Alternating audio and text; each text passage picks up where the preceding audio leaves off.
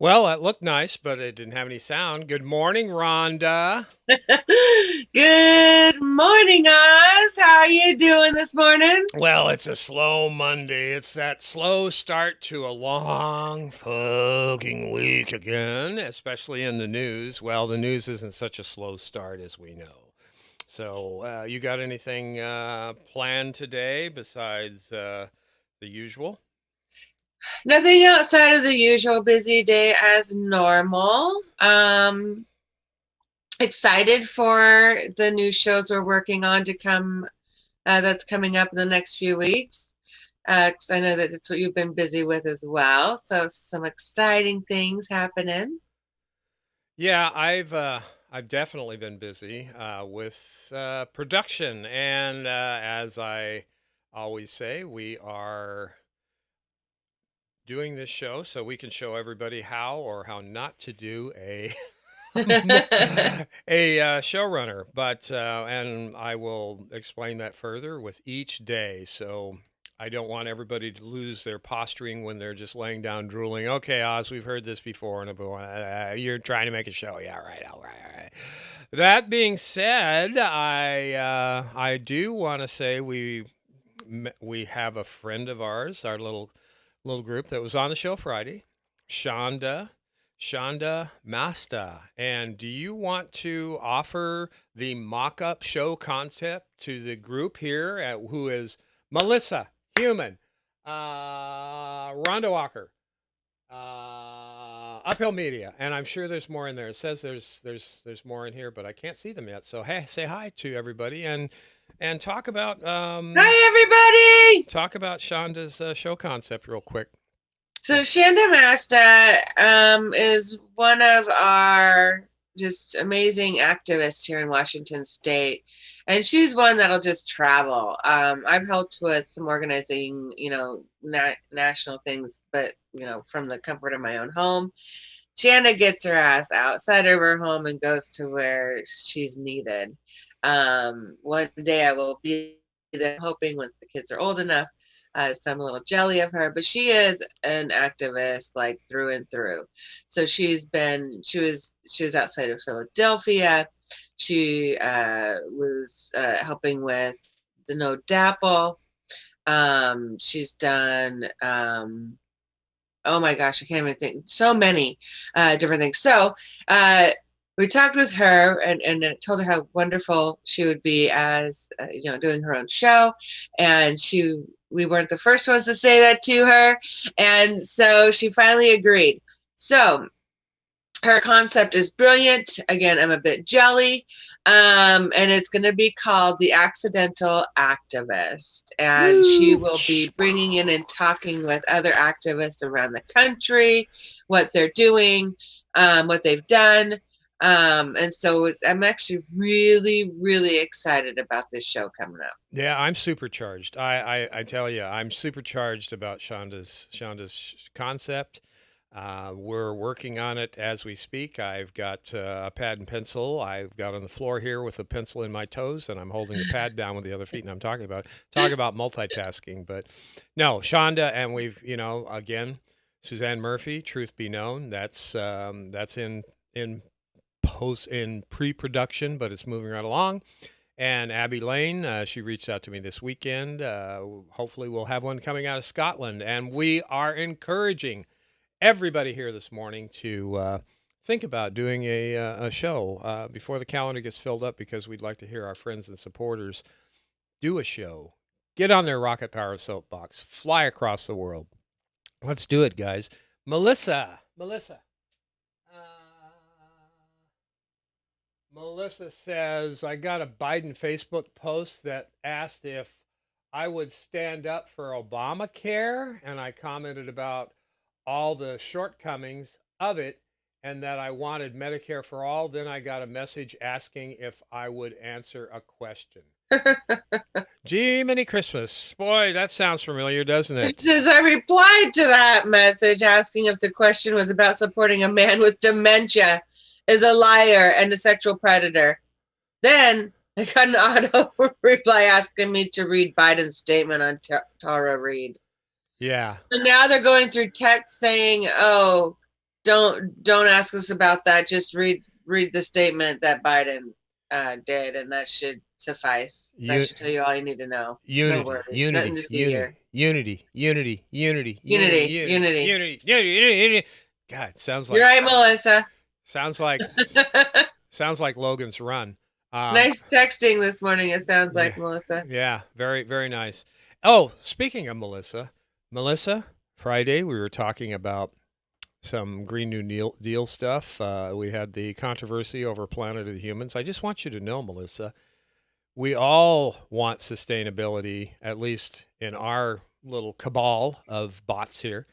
I have solar panels that are relatively new within the last 2 years. I did that because I want to do my part as I can. And my wife and I are super, super sustainable. We don't throw something away that has multiple uses. We cultivate permaculture as much as we can. Rhonda's been up here. She's seen the infrastructure. She can vouch for us. We are trying Vouch, to do vouch, vouch. everything we're doing to be a good neighbor, not only to you and our friends, but to the entire friggin' planet. We try to do the right kind of recycling, not just putting it into the recycle can. We take it a step further. Can we use those recycled materials when we go buy things? We buy secondhand, and if there's anything that anybody suggests that we do to help that, that's just one aspect of activism around. I always want to speak to when I can review the text. This is why we love all of our people that support the show, and our wrenches have a very special place. If there's somebody in there that is just totally out of line, please give him the boot or put him on timeout. We do thank you so much about that. We had some. Oh, what would you say yesterday at the town hall? We had a couple of people just trying to throw out and distract from the town hall that you guys did Saturday night. That was so good. After it, we spliced it back together yesterday. Did you notice that, Rhonda? No, I wasn't actually looking in there, so I didn't notice. I was focused on another area, so Yeah. I didn't see what was going on. Well, yeah, and again, along with the 8 arms that I need a couple of more heads so I can do the text too. Unless I can get my dog to read and speak English so I can understand, and that's the only Get thing on I it. know. And Get that I'm training going, Oz. working on it. So hold the Uncle Joe thought for a minute, because we're going to get into that right after this piece. But today is the anniversary of the Kent State Massacre, and I just wanted to speak a couple of words on that, not only in remembrance, but I'm just going to read this clip, and this is from Kent State. So, as much as revisionist history goes, I don't think they're going to be sloppy about too much. They might not key on to things, but this is by Jerry M. Lewis and Thomas R. Hensley. On May 4th, 1970, members of the Ohio National Guard fired into a crowd of Kent State University demonstrators, killing 4 and wounding 9 Kent State students. The impact of the shootings were dramatic, to say the least. The event triggered a nationwide student strike that forced hundreds of colleges and universities to close. H.R. Haldeman, remember Haldeman, Ehrlichman, those sweethearts, a top aide to President Richard Nixon, suggested the shootings had a direct impact on national politics. In The End of Power, Haldeman states that the shootings at Kent State began the slide into Watergate, eventually destroying the Nixon administration. Beyond the direct effects of the May 4th, the shootings have certainly come to symbolize the deep political and social divisions that so sharply divided the country during the Vietnam War era. Yeah, to say the least. And Rhonda, you want to speak a few words to that, and then I'll give you my flame on that. Well, the sad thing is it's not too far off of what's happening today. Unfortunately, uh, protests just the man doesn't like it apparently, and coming out and using guns and killing students is disgraceful. It's the worst part of one of the worst pieces of our history. I'm not even going to say the worst because they're not such nice history, as you guys know. Um, but you're talking about people, students coming out using their voice and then coming after them with violence. I'm so done with it. And they're gonna do everything they can to keep us from doing that from here on out. I mean, locking us in our homes is, well, we are finding ways around that with vehicles now, to go out there, but it's sad. Um, and I still feel for those families immensely, and it should never ever have happened. It should never have gotten that far. It's ridiculous.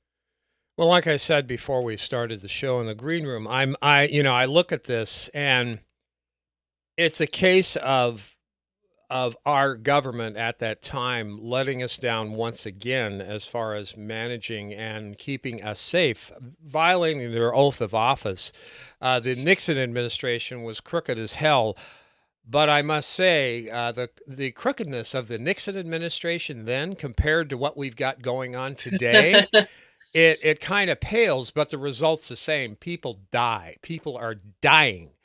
And this was outrageous back then, and it echoes all the way today. And I will cite the same things that were going on with Kent State, with the National Guard going down there, the leadership, the organization, the people giving the orders.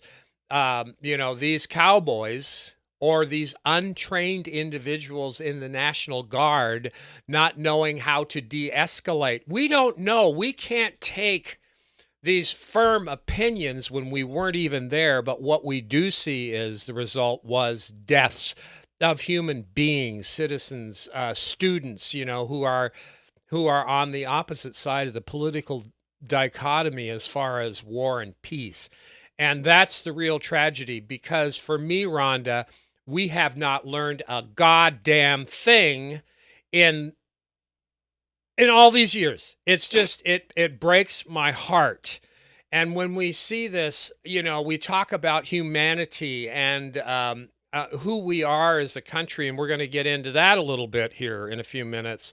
But really, the soul of the nation? What is the soul of our nation when we allow its citizens, its beings from this beautiful life, this world we have, to be murdered by ignorance, by greed, by graft, by all these things? I mean, it's really bad. We have got a big job, and it's an ongoing job.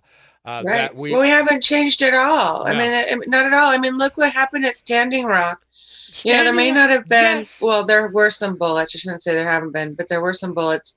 But the water cannons, that, and then the chemical warfare, Yes.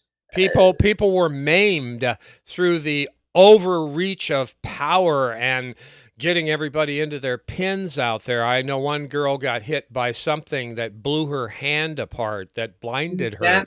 And, people got sick from that. They were hosed down in icy weather. I mean, that's not a government. That's tyranny. That's fascism. That's just everything. And once again, wasn't Shanda there? Did Shanda go to Standing Rock? I know that she's been almost around. positive she made it down there. I don't know if she was there that Yeah. particular moment. I Yeah. don't remember 100% Yeah. So, off the top of my yeah, head, but more people out in the field. And, the discussion talks about, hey, we need to reach out to our neighbors in the streets. I wholeheartedly agree.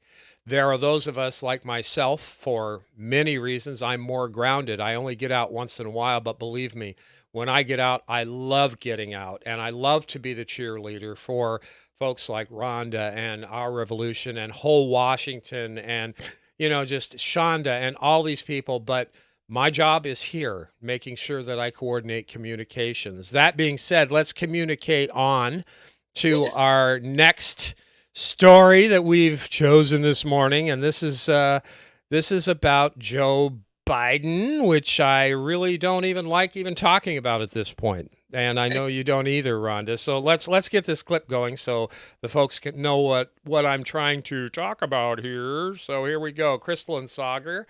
And we get to see one of our old friends from the recent past. I hope you enjoy this.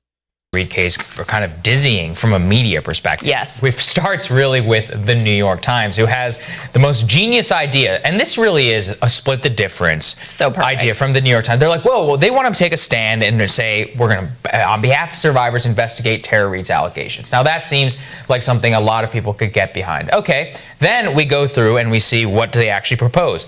They propose that the DNC should move to investigate the matter swiftly and thoroughly with the full cooperation of the Biden campaign. Now, that is a take so hot that it only took a few hours to burn out and into flame, because shortly thereafter, DNC Chairman Tom Perez appeared on This Week with George Stephanopoulos, and guess what he had to say? Well, listen, there's been so many investigations of the vice president. The most comprehensive investigation of the vice president was when he was vetted by Barack Obama in 2008. I'm very familiar with vice presidential vetting process. They look at everything about you. They looked at the entire history of Joe Biden, his entire career. But why not just search Tara Reid in those documents? This is like the Hillary emails, because there was nothing there. Already been investigated. There it is. He's already been investigated. By the way, wasn't Brett Kavanaugh investigated 6 or 7 times because we have FBI background checks? That wasn't enough for Tom Perez and for many of these national Democrats. Now the Obama, by the way, it wasn't even investigated by the FBI. It was all about it was by the Obama vetting committee. And I'm sorry that ran so long. I had to run to the bathroom and throw up 3 times to know I was and say, no, there's no place like home. There's no place like home. I mean, anytime I see Tom Perez come up on the screen, I'm sure that I'm going to hear a line of crap a mile long. So it's hard to. What are you talking about? I believe everything that comes out of his mouth, Oz. Where are you coming from? I don't get it. My God in heaven. This guy. Good morning, Jeffrey Pearson. Hi, Jeffrey. Yeah, this guy's a real treat. I mean, if you really want to lose an election, have Tom Perez be in charge of the DNC, and that brings me to the point. Yeah, they're going to do a thorough investigation. Yeah. They're really going to do a thorough investigation. I trust them to turn over any evidence they may find. Yeah. Yeah, it's hilarious. It's like last night when or yesterday when Amber was talking about the Bezos piece, about how Bezos come out. Oh, we don't believe it's in the best interest of our employees to organize a union. I mean, really, so these clowns, these front clowns for these organizations, these establishment organizations like Tom Perez. Just tell you, we've already lost this one, or we didn't lose it. They're losing it. So to round this one out, Rhonda, I think that, yeah, sure, maybe TDS, Trump derangement syndrome, will make Biden the victor in the November election. However, I still think there's no way Joe Biden can beat Donald Trump. I'm saying that. That's for you, Pop. He said the same thing about Hillary Clinton, because I see Joe Biden as Hillary Clinton 2.0 and not even an upgrade, a downgrade. So would it be minus 2.0? Minus 2.0. I like that. I like the minus 2.0. I still don't think it's going to be Joe when it comes to the convention. I think they're just doing what they can to wheelbarrow him over the line. No kidding. I have a visual to do the switch out, and then we'll see who they come up with. I mean, I'm assuming they have a plan, but I don't know. I hope it's crystal ball on Bill Maher. Amy Klobuchar. I'm really feeling it for Amy Klobuchar. Oh my God! If Amy Klobuchar is the nominee, I think I'm going to send Bill Maher an exploding cigar. But don't cut anything out yet, though, guys. We live in a very strange world right now, and things change second to second. We never know what's going to happen. We just keep going forward, keep doing the good work. And I'm still hopeful that somehow we will win in the end.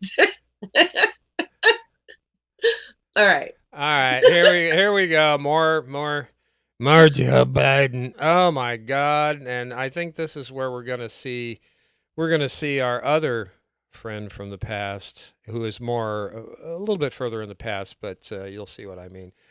Here we go. I'm really gonna enjoy this. Not. Very first speech that he gave in his campaign announcement, which, as I described right here on the show at the time, is basically a Hillary Clinton 2.0 type of campaign. Our children are watching. My God, this terrible orange man. Oh no. Well, it turns out people don't mind the orange man when the alternative is a warmongering neoliberal. And we've got a small taste of this type of BS civility politics over this weekend when former President George W. Bush decided to grace us all with the release in a video calling for unity. Finally, let us remember how small our differences are in the face of this shared threat. In the final analysis, we are not partisan combatants. We are human beings, equally vulnerable and equally wonderful in the sight of God. We rise or fall together, and we are determined to rise. God bless you all. That video was praised across establishment Democratic Twitter, with people like Jennifer Rubin saying, quote, God bless him, a reminder that every single president was better than the current one. These hollow calls for unity in tough times are all it apparently takes for the neoliberal set to forget the thousands of American soldiers who are dead, the many more maimed, and the untold hundreds of thousands of Iraqis that are dead because of Mr. George W. Bush. That is what civility, battle for the soul of the nation politics gets you in America. It gets you more jobs shipped overseas. It gets you more kowtowing to the corporate media. It gets you more foreign wars overseas. And it is designed specifically to muzzle people like you and people like me and our anger. Because if we speak out, we're angry, disaffected troublemakers who are demanding crazy things like being able to build things in our own country that our citizens need and to bring our troops home. The sheer emptiness of that message underscores its danger. Battle for the soul of the nation means nothing except for a continuation of the policies that got us exactly where we are today. Jesus Cruz, that guy sounds like a progressive. And he, what the hell got in his coffee this morning, Sauger? Mo. So I feel unified now listening to that commercial from George Bush. I feel very much like we're in unity thanks to him and all the good he's done in our nation. Sure. I'm not worthy. I'm not worthy, George. Where's your wife, Ellen, at? Oh God, was that? I shouldn't have said that, should I? That's terrible. They're going to crucify me for saying that. Yeah, I mean, Sauger is a conservative pundit, conservative co-host on The Hill. And I think Crystal and Sauger make a great team because they actually are kind of, diametrically opposed on progressive versus conservative or right-wing issues. However, they're really meeting in the middle on things and respecting. When it comes to social, social things. Things that matter. About taking care of each other, humanity. Yeah. They come together through humanity. Yeah. Oh my gosh. Yeah. That shows you we have really this populist message, message of humanity that neighbors seem to be able to meet eye to eye on. Yeah, it's our leaders that are causing the division. Oh yeah, people. it's the greed and the insanity and the power hunger and everything going on there. Hey Schultzy, welcome to the party, pal. Hey Schultzy. Schultzy's like 15 minutes late. Just giving you a hard time, Schultzy. Schultzy's been called out. Yeah, you've been called out, Schultzy. But that's okay, because guess what? This is going to be up here for a while until they decide to take us down. Anyway, Sauger and Jetty, conservative pundit, yes. And, like Suzanne Murphy, she talks about, one of her big things is, why can't you talk to the other side if they're reasonable in their discussion? And I said exactly so to Suzanne, and I know Rhonda has too, because it's the unreasonable people that have their problem, not communicating with others, because we try and reflect on how we have a discourse between us, even in our own little group. We have dissension. We have days when what are you talking about? You know, that sort of thing. That's part of being human, folks. But we cannot just throw down our toys and walk away, because we align on the issues for the most part. That's why we're here today. That's why we're going to be here tomorrow, and hopefully the next day, especially Friday, because we're going to have a Caddyshack Friday. It's going to be dress up day again. So anybody that wants to dress up or send us a picture. Just let us know. Just we'll figure out a way to get it up on the screen, and let's work on that this week. We need to throw an email in the rundown so they can send the pictures directly to Oz, not to Uphill Media. We'll of course leave Uphill Media donate in there, but the emails do not come directly to the show. And I just thought of that. God, if somebody wants to send us something or a question or a music or something. Boy, I dropped the ball on that. Sorry, guys. We'll fix it today. Roar Media is easy. Let's do Roar Media. Yeah, it's kind of just laying there collecting mold and dust and everything else. So, roarmedia@gmail.com, y'all. Yeah, roarmedia@gmail.com, all one word, right? Wait, Roar Media Live. roarmedialive@gmail.com. So, yeah. roarmedialive@gmail.com. We'll get that in the rundown today. I will edit it. Don't let me forget, Rhonda, or I'll blame you. Okay. All right. Let's move along. We're running along on time here. Me, y'all? Yeah. Okay, crystal ball. What happened? What the populist left could learn from right-wing protesters. Now, this could be a point of contention with folks in here. But again, as Planet of the Humans has been a point of contention with our personal group, we kind of look at our group as kind of a footprint or, a focus group on what the whole of the country is, because we've got, how many people do we have in our groups? We've got a couple of thousand, right? They Between check all of us? Yeah, I mean, the check-ins at least are over 1,000 anyway. But our working group, I would say, would be 50 plus people. Is that reasonable? Yeah. Yeah, and one of those thousands jumps in with a 2 cents or a fuck you once in a while, which is fine too. We'll take those. Yep. But yeah, the Planet of the Humans would cause a little dissension, a little bit of discussion on the issue because we're all passionate about it. So this one may, with what the populist left could learn from right-wing protesters. Oh my God, lions and tigers and bears. Oh my, here we go.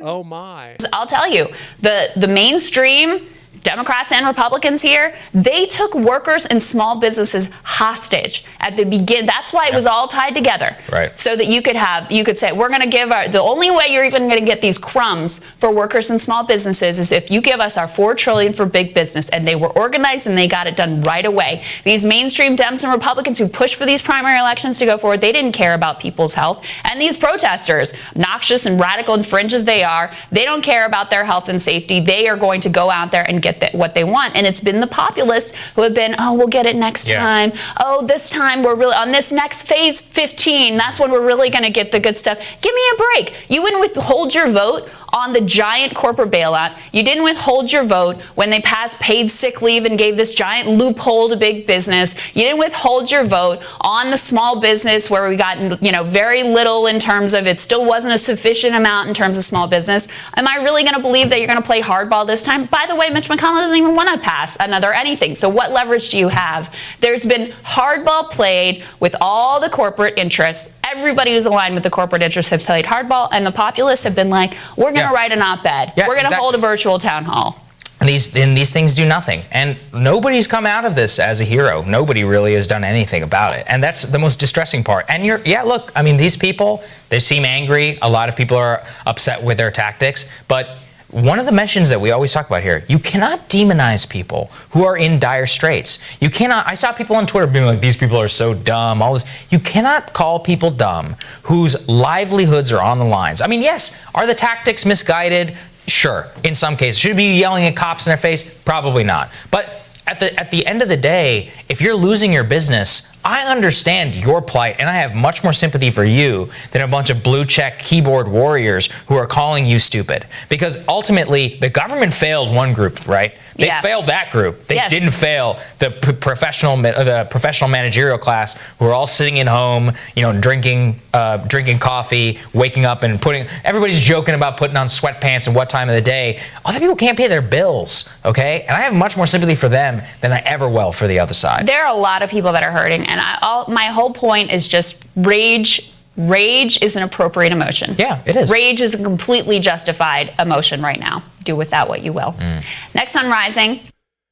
Okay. I agree. Rage is... Yeah, let's put this into context, though. I didn't get the point across that what we're talking about here are the people like up in Olympia, right, last week that were protesting the shutdown, and other states. There are people going out there and not practicing social distancing. They're doing crazy stuff, and they're going to get and spread the COVID virus. However, my point in showing that video right there was that, I understand they're out there. They're losing their jobs. They're losing their ability. They're mad, and between being smart and thoughtful in doing this, they're fighting it because we have the statistic I heard this morning was 40% of real small businesses are going to be gone. Is that correct, Rhonda? After this? That's what I heard as well. And just think about the number of employment that's going to happen from that. I understand the rage. I 100% understand the rage. And know lots of people who are in that rage piece. I just want to make sure that we direct it where it deserves to go and not to each other. And Melissa, I love Melissa because she is truly a great devil's advocate. And she's talking about I call people dumb who carry assault weapons into the state capitol. No argument there. I mean, no sympathy. I agree. Absolutely. They weren't protesting, not getting help with corp bailout, but because freedom. They're misguided. Absolutely on their issue, but that's what we experience all the way around. I mean, I'm not going to group all these people into one aspect because there are clingers on, there's the religious, they're the freedom crowd. I get you. I agree. But we cannot, as a society, in my opinion, just categorize all these people as one. The fear is, if I say I was a young guy again out there and I got my house that I'm trying to get and my babies to feed and a roof over their head, I don't know what I'd do if I was in the position where I was going to lose my job, not just temporarily, but with no end in sight. So I might be on the Capitol steps again. I'm going to wear my hazmat suit and I'm not going to be bringing a gun. I'm going to be bringing a sign. And I'm going to be able to tell these people why I'm really there. It's not about the optics because you always have these anarchists that come out that try and bend the thing, or these corporate shills that take a look at the worst people they possibly can to discredit whatever they're doing. That's just not on the right, not on the gunslingers and the bubbas or the tooth polishers, but on the left with the people who are edgy, that are artistic artisans, the people that have something to say. They don't look like you, so they're bad. No. So we have to have the same respect, or, however you want to call it, the same consideration for all these people. And sure, the gun-toting fools out there, man, get some help. But the rest of them, we have to do this together because this is where unity really matters on the issues. Rhonda, your words on this? Well, I agree. And I think that it's going to bring unity, whether people want it or not. I think it's going to be forced unity. People are suffering, and it really doesn't matter if you're a D or an R. People are freaking suffering. So the rich have been worried about this, and they're bringing it on themselves. So hopefully they have their bunkers ready. Yeah, I hope they do, because I'm looking at my getting my guillotine kit from Amazon and putting. Oh, I said. It's on sale right now. Yeah, I think Bezos is making sure that those are delayed because he sees what's coming. And I said 2 bad words: the devil, Jeffrey and Jeffrey B, the Antichrist, as we call him. Speaking of Jeffrey B, who I believe is the Antichrist, I have our movie pick. Thank you for a lively discussion again, Rhonda, and everybody in the audience. And I want to give Melissa H. some special kudos for being the being the soul of our discussion in so many ways. The movie pick for today, actually, it's a series that just broke on Friday by the company of he we shall not name again, the devil, is called Upload. And this Upload, the synopsis of Upload is that it's in the future, probably next year, no, maybe 10 years. They have the ability to upload your brain minutes before death and save you for posterity in a virtual paradise. Well, not so much paradise, but it's supposed to be really cool. And I'm just into the second episode of this, but it's quite intriguing. Not because it's, that's science fiction, that's fake and stuff. And I'll say to those who give us that kind of stuff, remember Star Trek, the tricorders, the communicators? Well, we have the smartphones, and we have Palm Pilots or whatever that can do diagnostics on people, take their temperature, look at their eyes, measure the length of their and everything. They have that now. So keep that in mind. One of the things in here, before I get too long on this, they use a 3D printer to make they make dinner. They actually, it prints their dinner. And when you think about it, guys, a 3D printer is being used to make all these parts for our ventilators and other things that are functional and other disastrous things like weapons. But why not take a biomass, vegetation, with some kind of futuristic bonding agent, which they're on the verge of, and I think they can do it, and put vegetable matter in one cartridge, put fat in another cartridge, and put, other, vitamins and minerals and whatever in another cartridge, and have the computer stitch together your vegan dinner or your steak and eggs and everything else. What's so far off about that? I believe that's going to happen in the next 20 years. You know what, Oz, though? I'm ready for it now. I would not mind not having to make my dinner. Yeah, I mean, that's going to be those who do not cook is dream come true. They can program it in, and they'd be kicking my butt because I love to cook. Yeah.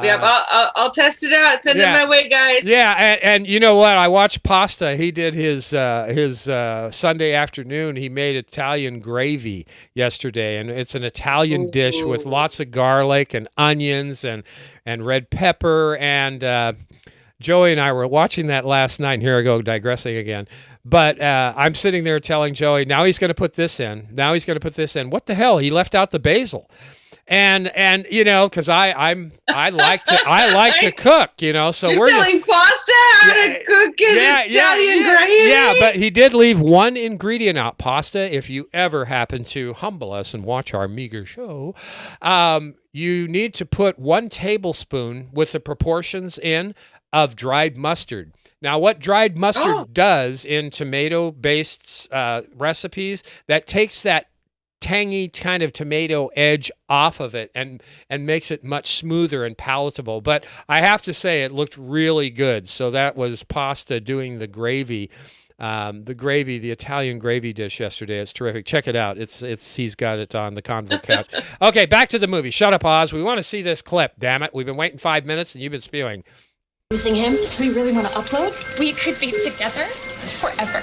You're so amazing. But forever is just like so long. Upload's that way, OR's the other way. What do you want to do? 3, 2, 1. Upload. Hello, Nathan. 10 fingers and toes?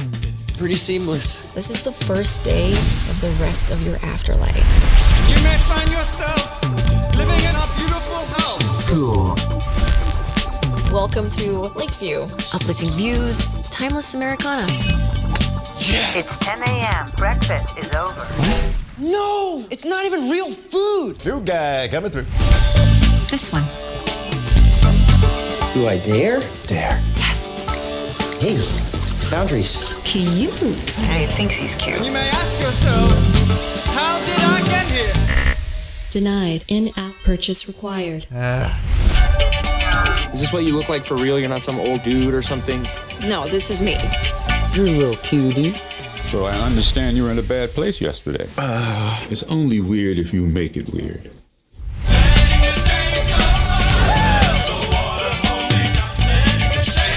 You're dead, man. What's up?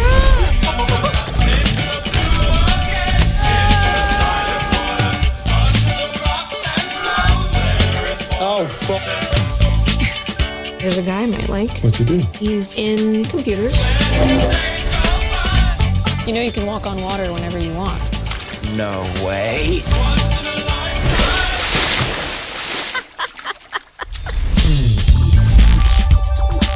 I'm not even supposed to be here. Nobody feels like they should be here. Do you think I wanted to fall into the Grand Canyon? That's how you died? They should expect people to try and break the glass floor.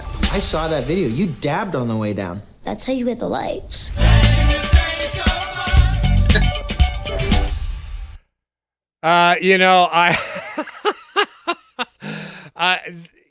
Yeah, I mean, whose name we shall not speak again because we've got his damn logo up there. Let me move this thing. It's making me sick. Please do something with that. But that shows you truly where we are in a capitalistic mind, though. They're not only taking all our dollars from us while we're alive, they're taking all the dollars while we're dead. Well, you see that? yeah. Charging afterlife dollars? Exactly. You caught it. I knew you would. I mean, let's bring capitalism all the way to heaven or hell or wherever it's got to be. I'd say hell with capitalism. But yeah. In the Matrix, baby. It's all in the Matrix. It's all in the Matrix, baby. I got to tell you. But so far, the first 2 episodes are very entertaining, and I know there's going to be some, damn it, you are pandering to our enemy. Well, I guess I'm going to be a hypocrite because I'm staying at home and there isn't crap to watch the way it is just to entertain my little mind. So again, if you're going to take a walk on the evil side, I guess that's one I would recommend to watch. So anyway, Rhonda, Rhonda, we are way over time. I apologize to everybody. And hi, Franklin. Franklin came in. Franklin, you're late, damn it. Franklin gets a red star today. He should get a gold star, but today you're late. I know. Anyway, it's been a great morning with too much news again, and I hope that I haven't been too stupid, made a fool out of myself too much. Rhonda, thank you so much. Thank you, Oz, for all your talents, and thank you, everybody, for joining us another day. We really, really appreciate seeing you guys popping up. Yeah. In our shows. Yeah, and more to come. We are on Rockfin now, and we are making uploads that a lot of people aren't, because what I noticed by putting an uphill media channel, which we're trying to make a federation of independent media, we're taking those steps right on Rockfin. It's kind of a small area, but we've got multiple shows. We've got the National Progressive. We got PDPR with Larry Taylor. We're going to have... we've got the town halls. We've got the Daily Dive. I mean, more and more shows coming in. We're going to have Truth Be Known, A Different View possibly with Kelly and group. And yes, the Natural Progressive. Accidental Activist. And the Accidental Activist. Come on, Shonda, let's get rolling. I know you're ready. She is an activated type of person, and we are so looking forward to this starting as soon as possible. Going out today, I found a busker in London to do a little ditty for us. The guy's name is Andrew Duncan, and I hope you enjoy him as much as I enjoy him. And this is busking done upscale big time. I hope you like it, everyone. Rhonda, Andrew Duncan, the Adele, a song, Someone Like You by Andrew Duncan, busking in London. Thank you, everybody. Have a great day. Thanks, folks.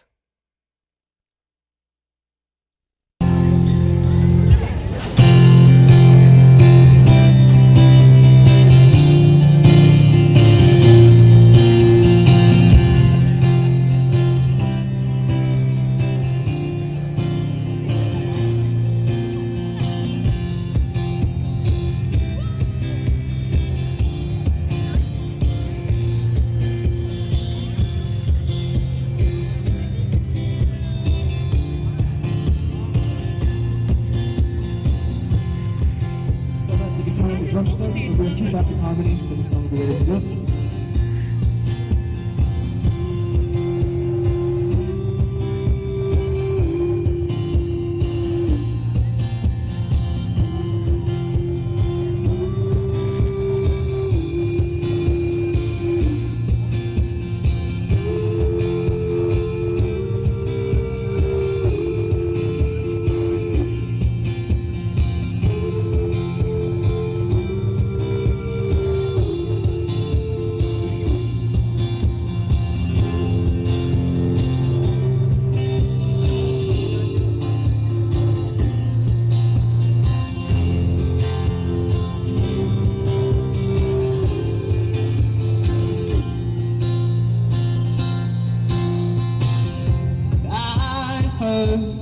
That you settled down, that you found a girl and you're married now.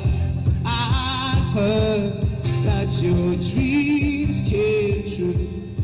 Yeah, she gave you things I couldn't give to you. Oh, friend, why you so shy? They like you to hold back, hide from life. I hate to turn up out of the blue, uninvited, but I couldn't stay away. I couldn't fight it. I want you to see my face, and that you'd be reminded that for me it isn't over. Never mind, I'll find someone like you. I wish nothing but the best for you. So don't forget me, I bet. I remember you said sometimes it lasts in love, and sometimes it hurts instead. Sometimes it lasts in love, and sometimes it hurts instead. You know how the time flies. Only yesterday it was the time of our lives. We were born and raised in a summer cage, bound by the surprise of our glory days. I hate to turn up out of the blue, uninvited, but I couldn't stay away, couldn't fight it. I hope you see my face, and that you'll be reminded that for me it isn't over. Never mind, I'll find someone like you. I wish nothing but the best for you. So don't forget me, I bet.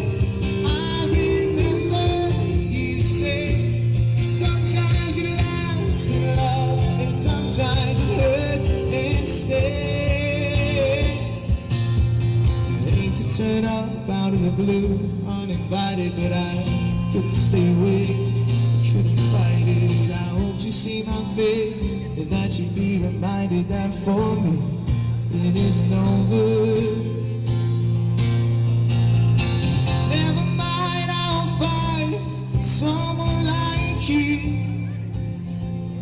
I wish nothing but the best for you. So don't forget me, I bet.